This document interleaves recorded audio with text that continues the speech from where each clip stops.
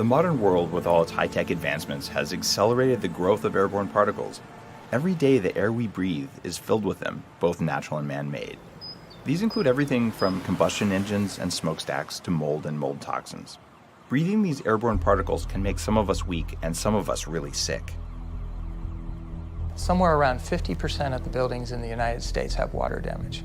What we know is that anybody can have problems from a moldy building, a water damaged building. Anybody can have symptoms. But somewhere between 25 and 28% of the people in the United States can go on to develop multi-symptom illness that can be debilitating. They did some work on my previous apartment. They came in and jackhammered the floor out. There was apparently some problems with the pipes, which were about 6 feet below. The debris was piled up higher than the refrigerator, just concrete. And of course, all the particulate matter went everywhere, and everything I own had dust on it. So it was shortly thereafter that I started feeling really sick. I'd had a door installed, and the installer failed to put any sort of moisture barrier. So whenever there was moisture outside, it wicked under the floor about 12 feet. Then I started smelling what I know is Stachybotrys. It's the mold that grows in drywall. And there was just a little tiny strip on the molding.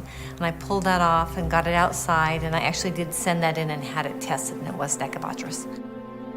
I lived in a room that was above a sauna and a shower.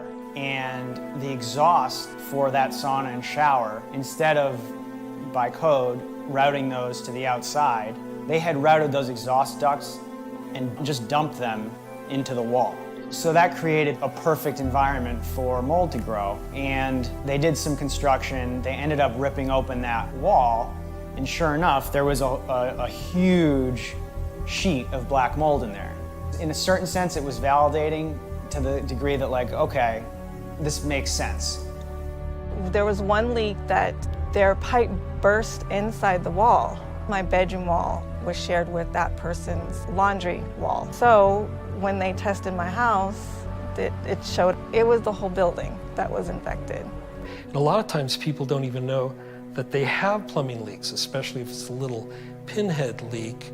It could be going on for a very long time, and they wouldn't necessarily know until either all of a sudden the floor caves in or the ceiling falls in, or somebody's feeling sick and they're trying to figure out why.